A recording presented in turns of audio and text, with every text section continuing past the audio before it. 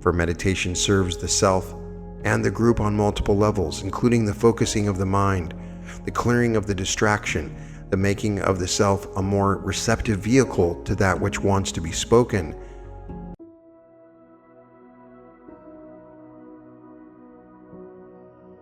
Welcome to the Reality Revolution.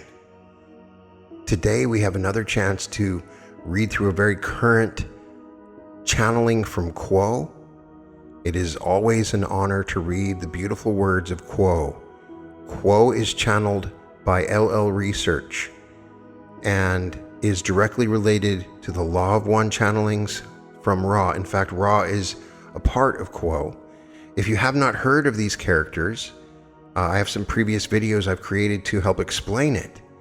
But essentially, LL Research has been channeling higher dimensional beings for, in essence, 40 years. You can access these channelings at llresearch.org.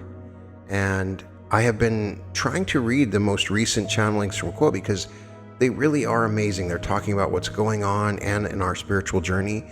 Today's channeling is from April 12th, 2025, and it covers Quo's current journey, dealing with the rejection of love and service, the origins of the human species, timelines and Earth's split into fourth density.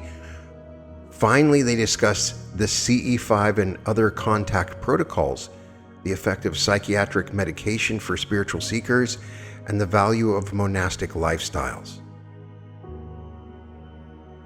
We begin with Jim channeling. I am Quo, and am with this instrument at this time.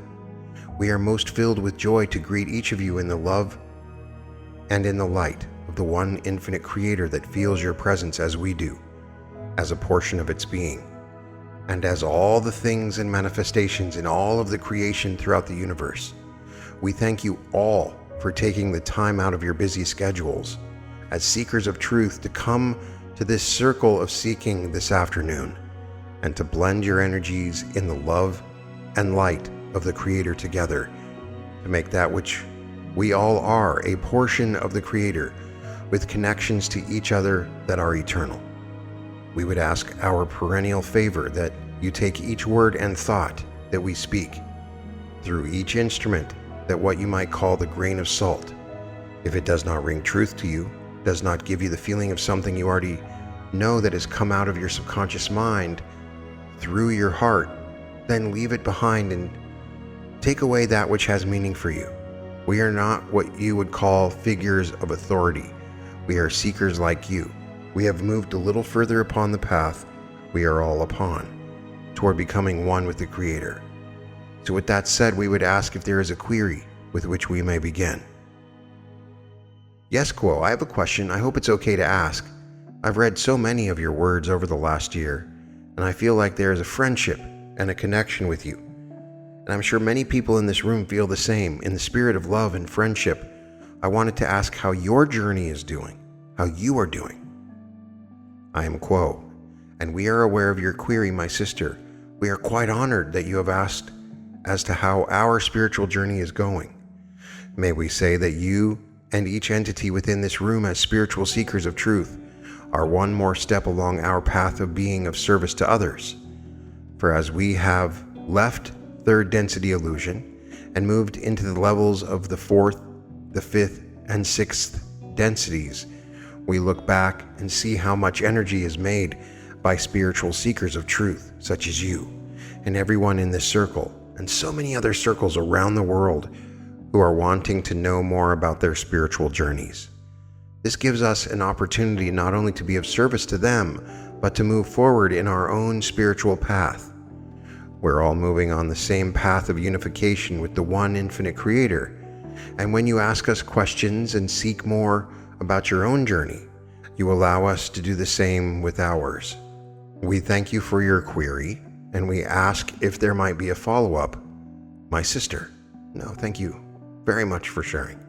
I am Quo, and we thank you, my sister. Is there another query at this time? I have a question. I feel that on our journey and our task to feel empathy towards others, that often I am and we are rejected or shut out by those who we are trying to show empathy to. How best can we deal with the rejection in attempting to show empathy to others? I am Quo, and I'm aware of your query, my sister. This is a most important query. The concept here with which you deal is your intention. The intention to be of service to another, to feel empathy for them, to do whatever you can to be of service to them is all that you can do. However, you must also realize that if they consciously do not recognize or accept your attempts to be of service, that the level of their deeper mind, the mind of their spirit and soul, is aware of what you have attempted to do. In essence, you have planted a seed that over time, if you continue to offer your service, will be a fertilizer to grow that seed so that your efforts might be realized as the flower is watered by the rain, by Mother Earth, the soil, the sun, of the Sun Logos. And yet, if you never see any results, any flower, any notion that you are receiving what you gave, still, you have done all that you can, and that is the most important thing, that you have given your all. You've opened your heart in love, and you shared it to the best of your ability. This is a situation that is so rampant throughout the third density experience upon your planet, and upon all third density planets. For that veil of forgetting keeps most souls asleep, so they do not know such a thing as a spiritual journey can be had. That service to others is important. So do what you are doing, my sister. It is the best that you can do, and the Creator within you and within the one you attempt to serve is most grateful for your efforts. Is there a follow-up query, my sister? No, thank you. I am Quo, and we thank you, my sister. At this time, we will transfer this contact to the one known as Austin. We are those of Quo. Austin channeling.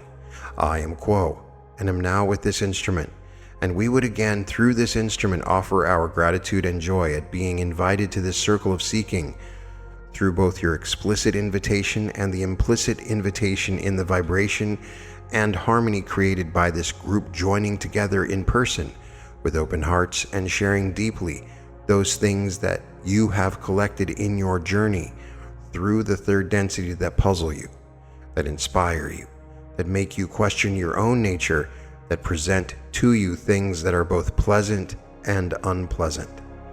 In sharing so openly and vulnerably, you create an environment that allows us to, shall we say, ease into this circle and join you, not just in sharing words and reflections upon your queries, but in appreciating the quality of your experience as you share it openly. We treasure this experience, for it is unavailable to us from our perspective and is only available through your willingness to invite us and to share in these gifts of the third density. At this time, we would ask if there is another query to which we may respond. We are Quo. Yes, Quo, I have a question. The Christian Bible has actually several creation stories, and their origins are questionable. Can you provide an accurate explanation of the origin or creation of our species? I am Quo, and I'm aware of the query, my brother. We find this a somewhat difficult query to speak to in a direct sense through this means of vocal channeling, for there are various aspects that limit our ability to share openly, one being what we would call the law of free will, in which it is your sovereign right as a species to tell your own story and to discover your own origins. Another is the somewhat difficult nature of transmitting complicated metaphysical and spiritual information through this means, for a question such as the origin of your species is not as simple as your mind trained by the third density might comprehend. There is a great imprint upon the way that your mind can conceptualize things like cause and effect, and what leads to a species coming into being. This is not a simple process or explanation. The introduction, as you spoke within this query, of the holy works of your peoples, and referencing those as points of contradiction and confusion, contributes to this difficult situation of offering insight into your query. But we will attempt our best to offer a brief overview of how one might conceptualize the idea of the creation of the human race in particular. We would begin, as we typically do, by pointing out that your origin as an individual and as a species and as a planet is the same as all origins, and that is in the one infinite creator. The rest, you might say, is just details, a narrative imprinted upon the great potential of the creator in order to allow that creator to have an experience, to understand what it means to be, what it means to relate, what it means to travel upon a journey. Without the descent, as you might say, from the one infinite creator into the creation, these things would be impossible. And so we would pinpoint a true origin within the vast infinite potential of the creator. This is an important point, for this is not just where you began, but where you will return to, and the entire point and goal of your journey through the creation. And so we would recommend that as one ponders such questions, regardless of the motivation of the pondering, that this remains a touchstone for you, is within this potential that you're able to open up and sanctify what we have called the details, to bring a sacred aspect to the narrative and to understand that you are not just an individual experiencing an individual journey, but you are the creator. And no matter where you came from, your nature is the same as the nature of your other selves and as of the creation. To continue and to skip many of the details, there has been a process from the origin of infinite potential of continually distilling and putting boundaries upon that potential, so that what manifests from that potential becomes more and more intelligible. We have described this process in terms such as the logos and sublogos. This is a somewhat different perspective on that system of cosmology. As the potential continues to be refined, it is, you might say, harvested. Each moment of experience becomes distilled into the next moment, and so on and so on. This happens as a great macrocosmic scale until you reach a standpoint where there are what you recognize as the galaxies and the stars of your creation and the planets and the beings upon them. In the what you would identify as earlier times of this narrative of creation, there was not what you would recognize as your very specific constrained experience of the third density. The distinctions made by your third density mind splitting up the cosmos into discrete patterns and entities was not necessarily apparent to those earlier entities, as all was seen as one. However, this did not yield the type of experience desired by the creator, for though the entities that were manifest at that point did have individual wills, those wills were so closely aligned with the will of the creator that it was not an essential and true experience of life as you would understand it. As this system of refining and constraining the boundaries of experience and potential continued, what has been identified as the veil of forgetting was discovered, and an illusory boundary was placed between the conscious mind and the unconscious mind, and between the mind-body-spirit, causing it to form into the mind-body-spirit complex. These things appearing to be separate but only in an illusory sense. It is after this point that you find your own beingness coming into creation within this particular solar system. A system of archetypes, or an archetypical mind as you may call it, was developed by your sublogos, your sun body, and has been at play for many, many of your years upon various planets within your solar system. The story of these planets contribute greatly to your own planet's current situation. For the experiences of these planets, similarly to our description of the harvest and rebirth of each moment, contributes to your own present moment in very essential ways that we have spoken to in various ways in previous contacts with this group. The most significant influence is from the planetary sphere that you recognize as Mars, and the planetary population upon that planet. This was quite a troubled population, and in that trouble yielded their planet uninhabitable. We of the Confederation attempted to serve this planetary population along with the population of your own planet as the third density dawned upon your planet. By overstepping our bounds somewhat, and thus introducing distortions into your planet that we have the honor and duty of helping to rectify in relationship with you. You can recognize many of these distortions and the impulse among your planetary population to form discrete, distinct, hierarchical social classes, elite groups, and see other selves as either greater than oneself or lesser than oneself. This influence has been exacerbated by those that we identify as the Orion group, attempting to energize these distortions that serve their own means and ends of introducing service to self impulses into your population.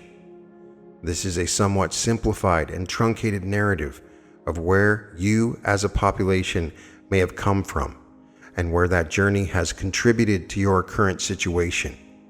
We would note that in this moment, as we have contact with this group, that your planet is in another process of transformation, and the distortions that we have spoken about are becoming more and more apparent as we know that those in this group have witnessed and identified within the planetary game of your politics and social spheres.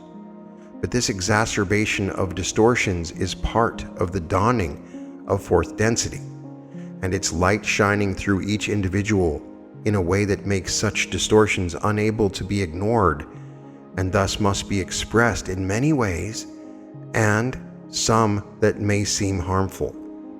But we would point out that such a situation contributes to an environment rich with opportunities of service. The love that you're able to shine in such an environment is so much more meaningful because it is precisely so much more difficult to discover.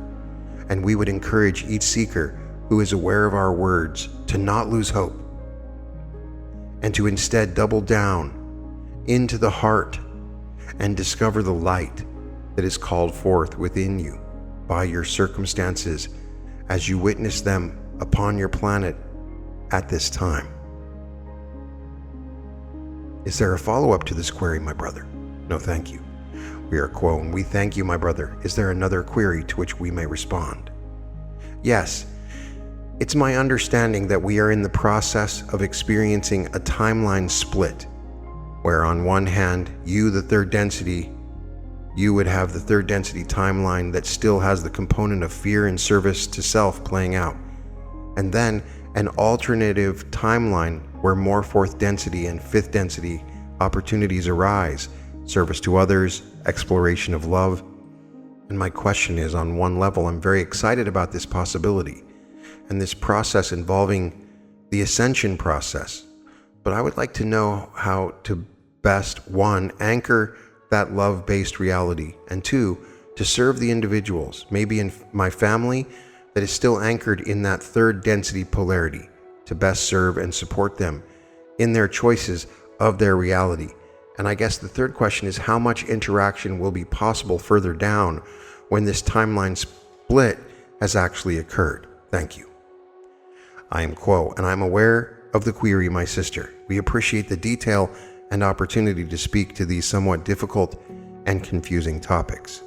We would start by addressing quickly and simply the idea of a timeline split and a notion that there will be a bifurcation of reality as you would experience it.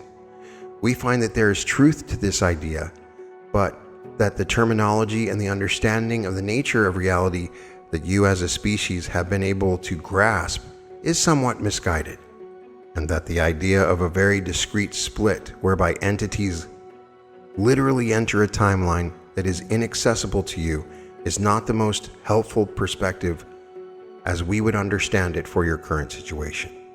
This is because our message that we wish to share is that of the open heart and of service to others.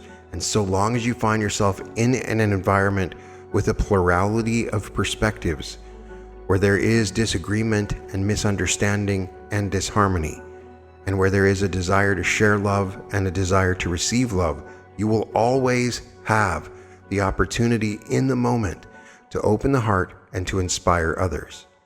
This is, from our perspective, going to be the scenario as you would experience it in your life, moving forward up into a certain point at which your planet will eventually enter, with the planetary population alongside it, the fourth density. And it is then the case that there will be a split of individuals of the positive orientation remaining upon the planet, those of the negative orientation moving to an environment more suitable for them, and those who have not been able to grasp the needle then moving to an environment more suited for them where they can continue their journey and attempting to make the choice. However, this question is ever important in your current experience, for there are many upon your planet who have, up to this point, not been able to consciously recognize the calling to make the choice that we have called service to others or service to self. This is a great opportunity for you as seekers upon the positive path, wishing to share the love and light of the Creator, to do so and to create inspiration and catalysts for those who feel a calling within the self but are unable to hear it coherently and to respond with the choice. This is, in part, a response to your other questions, and how may you serve best, and what type of contact with those others will remain. We will say, as we have said before, that the best way of service to others is to shine the love and the light of the one infinite Creator as it is known to the self. This is an incredibly individual process. One must come to a deep understanding of the self and one's own heart, and one must discover within the self the sacred sanctuary of the Creator within the heart in order to then turn back outward and allow that light to shine. This can manifest in many different ways, whether one chooses to serve directly and come into contact with those suffering and attempt to give them things that they need to relieve their suffering so that they can have the comfort of taking the inner journey for themselves. It may come in the form of teaching and sharing information and inspiration that might allow one to discover within the self their own nature. No matter the form that it takes, the process is the same of moving inward and coming to a full knowledge of the self, utilizing those reflections of the creation about you, processing and accepting and allowing your catalyst to do its work within you, to allow it to transform your heart and your mind. In doing so, you become a more transparent instrument that allows the light of the one infinite Creator to shine ever more clearly and ever more brightly in whatever way that light manifests in your life. Is there a further query, my sister? Just a brief one. In this idea of timeline splits or whatnot, I wanted to just further ask the question about that. In my understanding, there has been, you just answered the question about origins, there's been need for reset of this experiment for various reasons. But this time we are going through this transformation, this without the need for physical reset. Can you speak more about that part of the process? I am Quo, and I'm aware of the query, my sister. We may speak somewhat vaguely, for this does indeed come close to the law of confusion or law of free will, and we do not wish to impose unduly and guide without responsibility your planetary population and the choices before you as a population. This query may depend on how one defines the notion of a reset. We take stock of your current situation upon your planet and realize that there is a high potential that you can sense for transformation, and often you may recognize that transformation requires destruction in some way. That whatever strictures or perspectives or institutions that reinforce the attitudes of the third density must transform in some way. And you will recognize within your collective mind the notion of transformation often taking that of a destruction and a rebirth. We may say that destruction, as you would understand it in a physical sense, may not necessarily be a requirement for your planet to be born into the fourth density fully. Such destruction can take many forms, spiritually, mentally, emotionally, and physically, for individuals and for you as a collective population. We would point out that in almost all situations, transformation is uncomfortable and difficult, but for seekers such as yourself who have identified the inner light, can always rely on that light as a lodestar a guiding principle through any difficulty or destruction. As you tap into this inner light, we would recommend for all seekers to also hold on to that archetype of transformation, understanding that the present moment's difficulty, so long as it is utilized and recognized for what it is, as an aspect of the one infinite creator manifesting itself, can always be transmuted and born again into something more essential, more in alignment and in tune with that inner light. And your planet and the population upon it can indeed transition through this period of difficulty into the density of love and understanding. And we are excited and overjoyed to invite you on this journey with us. Is there a follow-up to this query, my sister? No, thank you very much. We are Quo, and we thank you, my sister. At this time, we take leave of this instrument and transfer the contact to the one known as Gary. We are Quo. Gary channeling. We are those of the principle known to you as Quo, and it is with a vibration of active love in our hearts that we blend our energies with this circle of seeking, that we may together glorify the Creator, not in the generation of answers per se, but in the shared quest to move a step further on that long journey which leads us back home. We would ask if there's a query to which we may respond.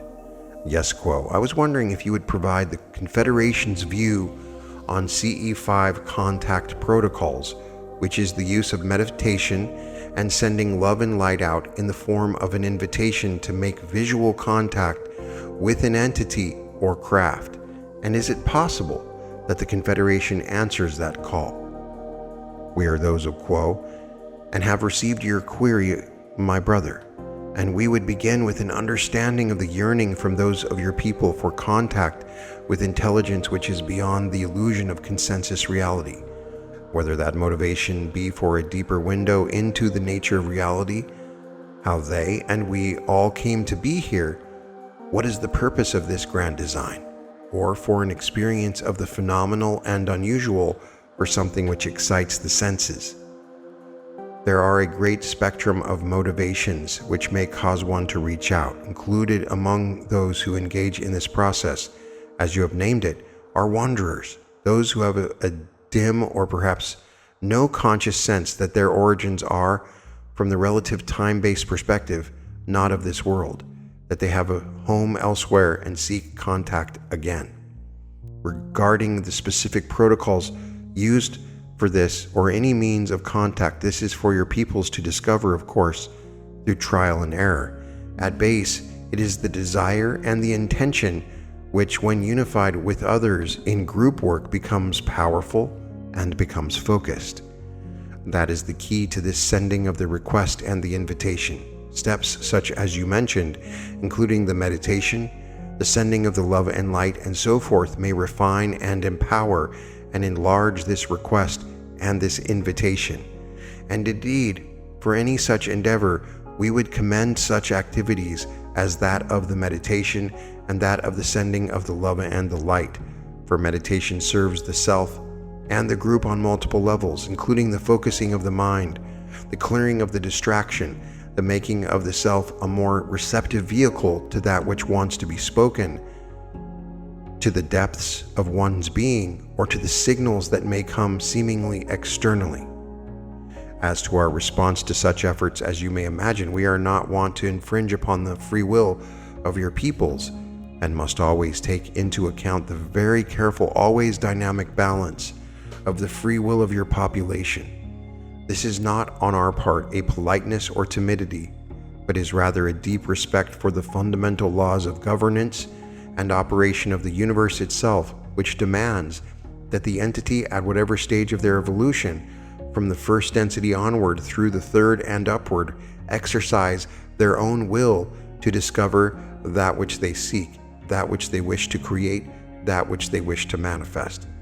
However confused or uninformed or divided that free will may be, such is the sovereign duty of each manifest thing in creation, which is imbued with this prime directive to use free will to walk their own journey. And while several gathered may wish for a specific experience, many others upon your planet may not. And as you are at once a lone agent or a member of a small group, you're also a member of a planetary population that, though it does not experience itself as one group, is one group from the perspective of the planetary mind. Nor can we, with our many commitments of service and abilities, meet every such request for a specific sighting as you would see it, though we understand that such may be quite impactful to those making such a request, even perhaps life-changing. Our primary hope and mode of interaction with those of your people is the stimulating of the spiritual seeking in a less apparent way, shall we say, a less flashy manner that, as you may see, spells it out for the entity. Instead, the entity which has been stimulated by the glimpse, the peak, which may offer the plausible deniability, the alternate explanation, that entity which is inspired to move and seek by faith and faith alone, is that entity which may develop its will and be perhaps more successful in the penetration of the veil.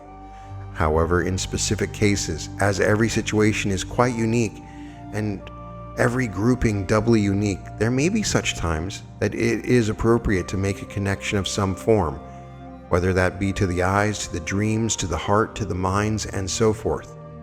We would not instruct as to refinement of technique, for the technique is secondary to the beingness, to the understanding of the motivation for such a group to operate and to seek accordingly. It is possible in these circumstances as well that such a group performing the seeking, though harmless unto itself, is also doing so as a distraction from the processing of their own catalyst, turning away of the opportunities of service that await them. We are not saying that this is the case across the board. It is just one possibility among those who look to the stars and ask to see.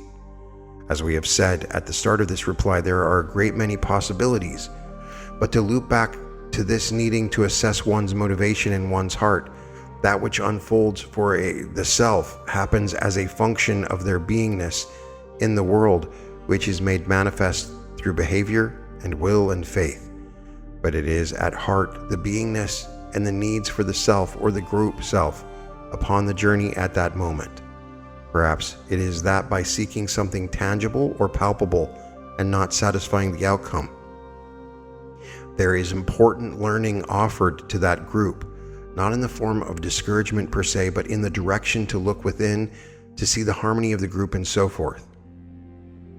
We would ask if there is a follow-up to this query, our brother. No, thank you very much. We thank you, our brother. Is there another query to which we may offer our thoughts at this time? I have a question. So many people in this dimension suffer with excessive worry or anxiety, and they choose to take medicine to help them carry on and live their lives.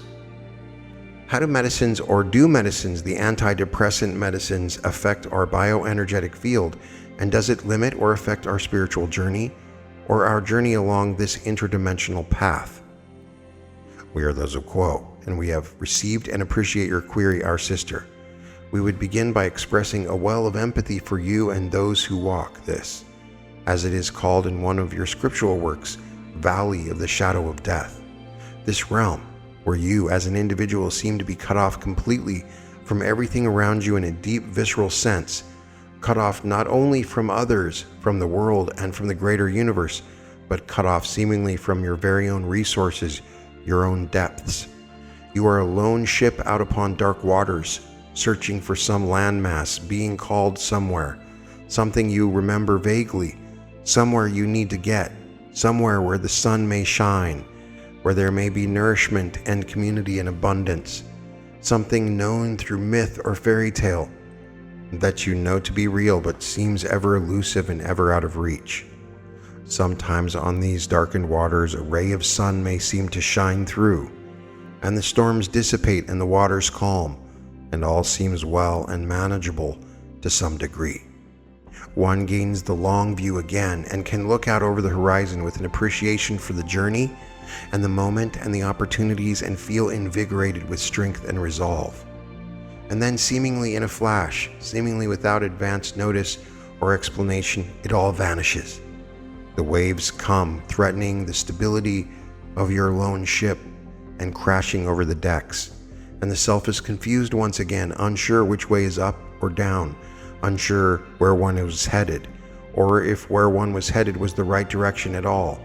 We beg your pardon for this lengthy metaphor of the third density situation. We wish only to somewhat characterize and give articulation to your predicament, which may cause the reaching out for relief, release, and for a return to balance, which leads the self to those powerful chemical compounds which are offered by those of your pharmaceutical profession.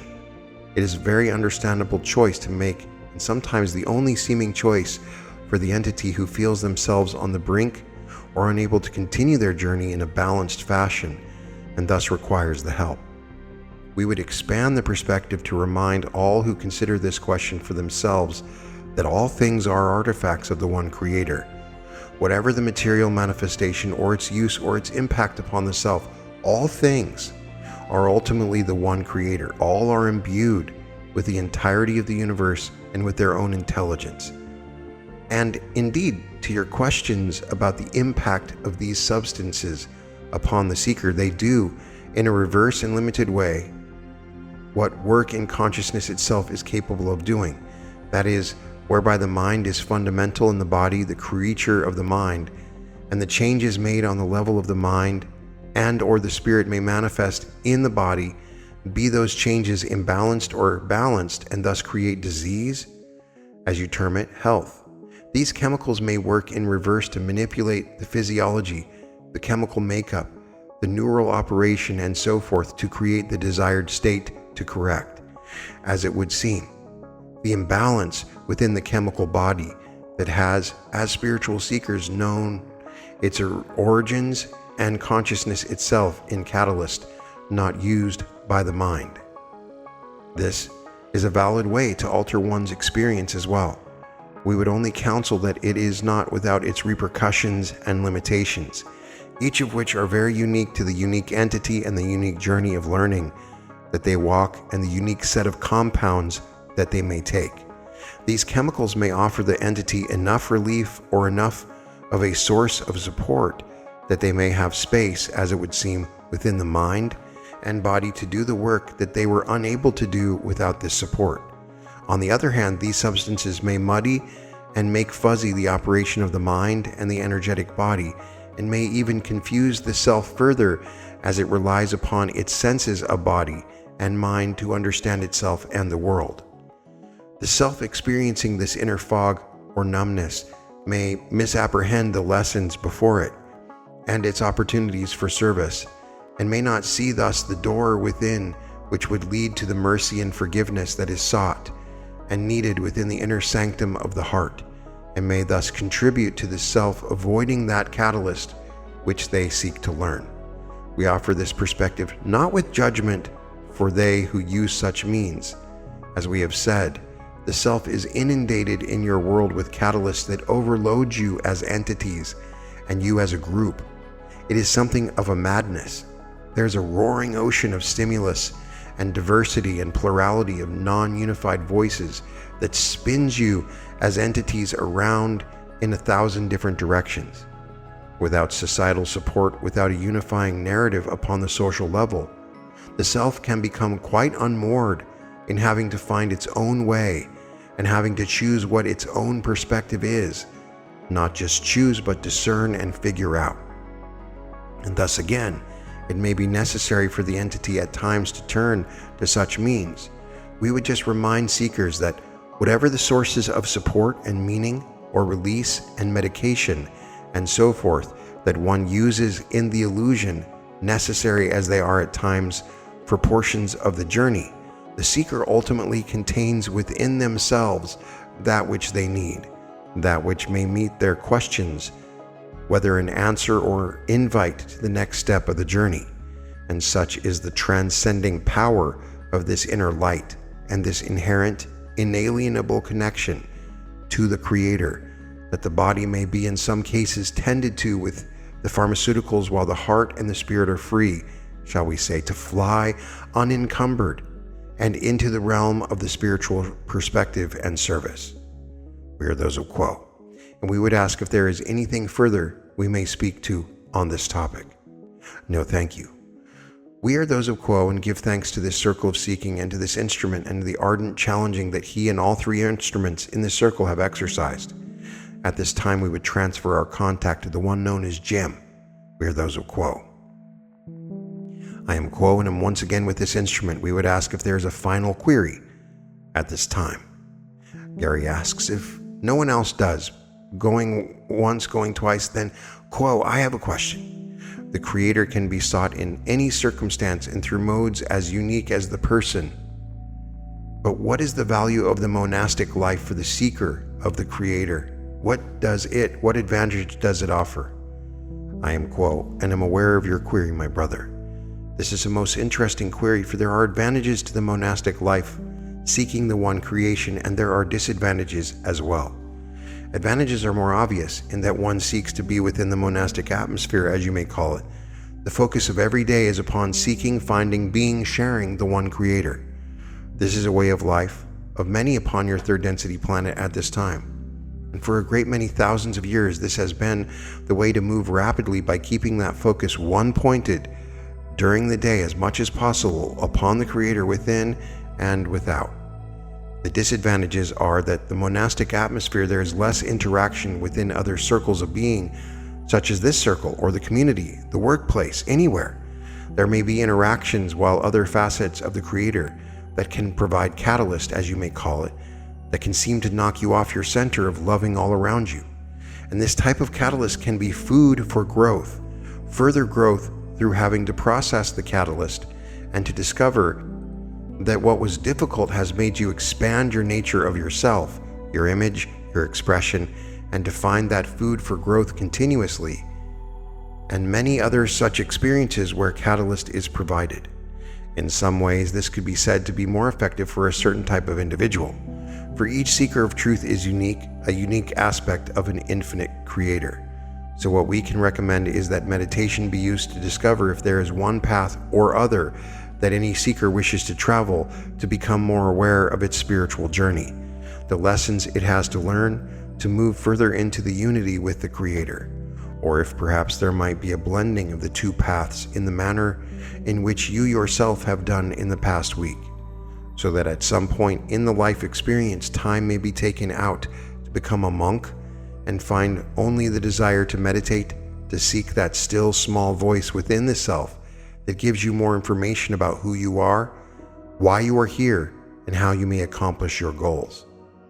This is a journey that in some fashion everyone here on your planet is on, but not many are aware of it, for consciously aware seekers of truth unfortunately are few to be found.